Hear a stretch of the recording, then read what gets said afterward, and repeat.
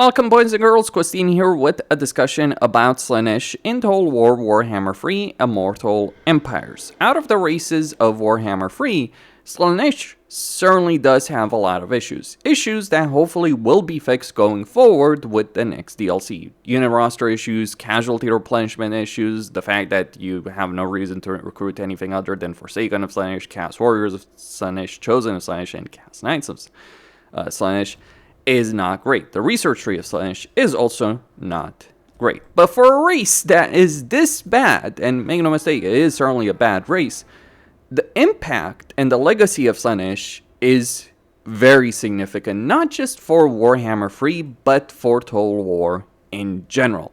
Whatever may be said about the people who are designing Slaanesh from a battle perspective, the people who designed Slaanesh from a campaign perspective knew what the heck they were doing. So, first and foremost, let's talk about the idea of vassalization. Vassalization is a system that has existed in Total War for quite a long time, but it's never been a system that worked great until the release of Warhammer 3. It might be a bit too good at the moment in Warhammer 3, but Slaanesh is the race that redefined what having vassals meant. Because you suddenly had multiple ways of gaining vassals in a campaign. You had diplomatic vassalization that you could get through just regular diplomacy.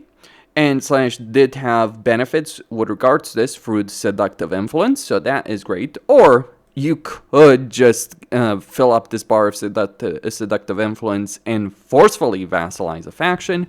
Or you could subjugate the faction by taking away their last bit of territory.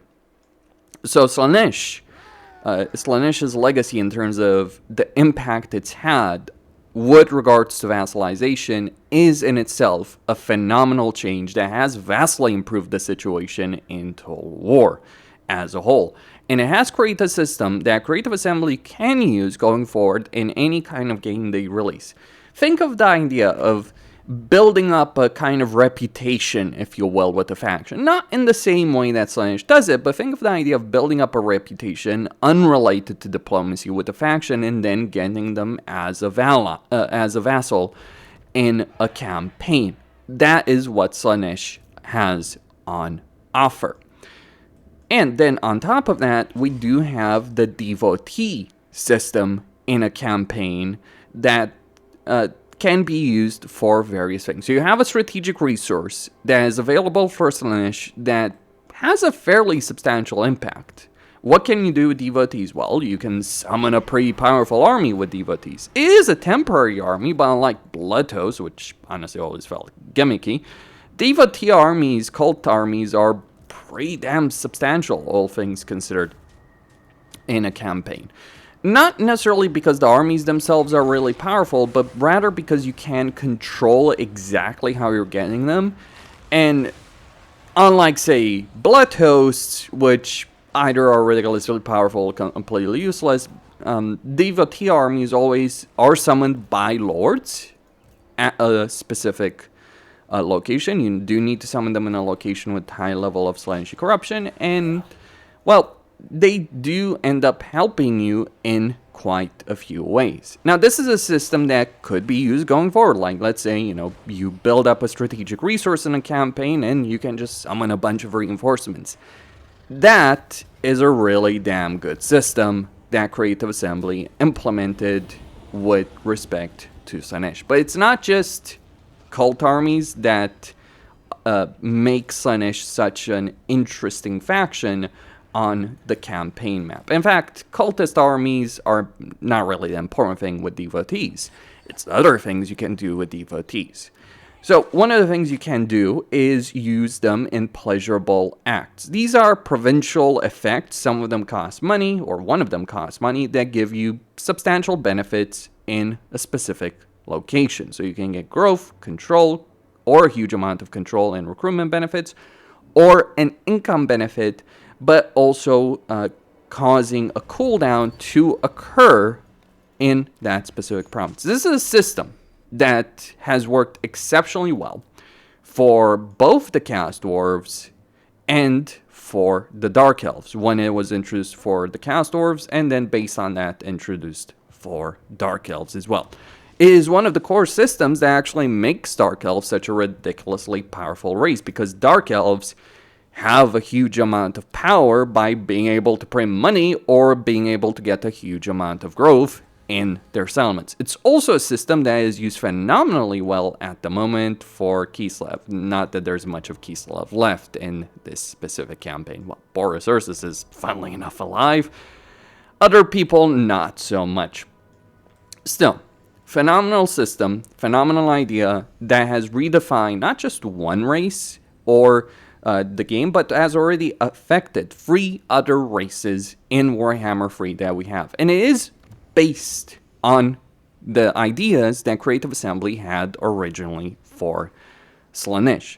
So, you have cult armies, you have a far better situation, and not just vassalization, but in terms of diplomacy as well, because the seductive influence, the way you generally gain it is through cults, and this is the final point that's worth making about Slaanesh. See, cults for caste factions were never really that great, with the exception of Slaanesh.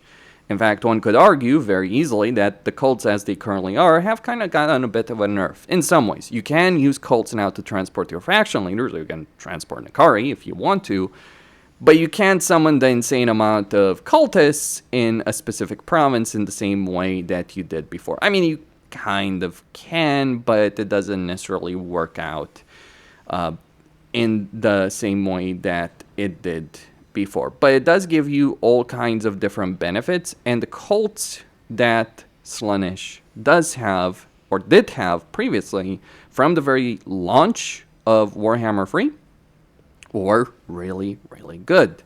Because they did give you a whole bunch of powers and flexibility on the campaign map. Playing a Slaanesh campaign was less about like just outright conquering territory with one army or playing around the specific location of the campaign map, but rather using your cultists and your cults around the campaign map to gain a huge amount of power through diplomacy.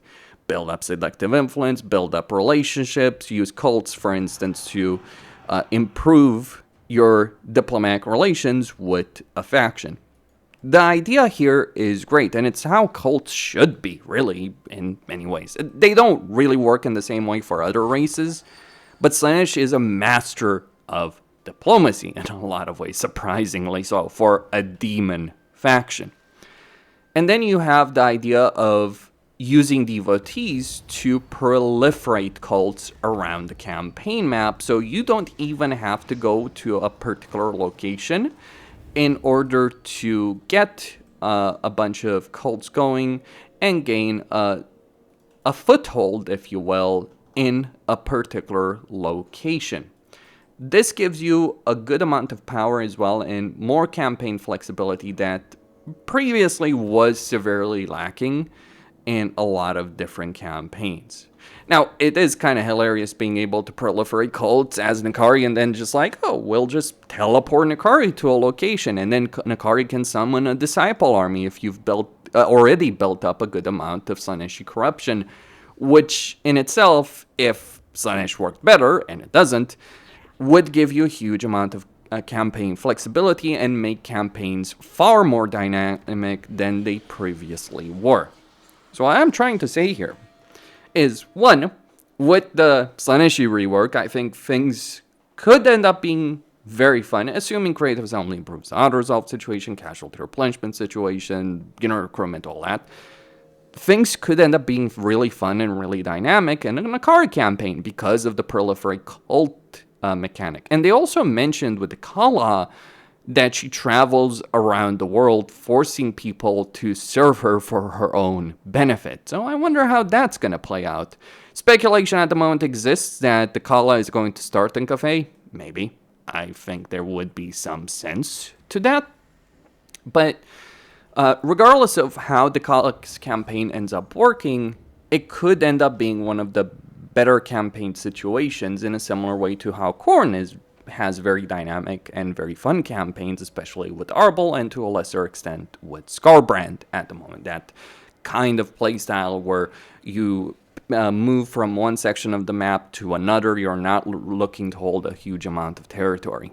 It is based on the things that Slaanesh had at launch in Realms of Chaos. That kind of playstyle of ping-ponging, to some degree, was always, I guess, the intent, if you will, of how Slaanesh was meant to play. So it's not just about Ulthuan or a certain section of the campaign map, it's about the entire world of Warhammer fantasy that is at your disposal to play around with. And yeah, I think that fits Slaanesh very, very well. But again, a system that Creative Assembly can use and should use going forward for more races and more games, though implemented and balanced better than what they've done for Warhammer 3. So those are some of the things, be it diplomacy, vassalization, military alliances, flexibility on the campaign map, and strategic resources and how you use those strategic resources.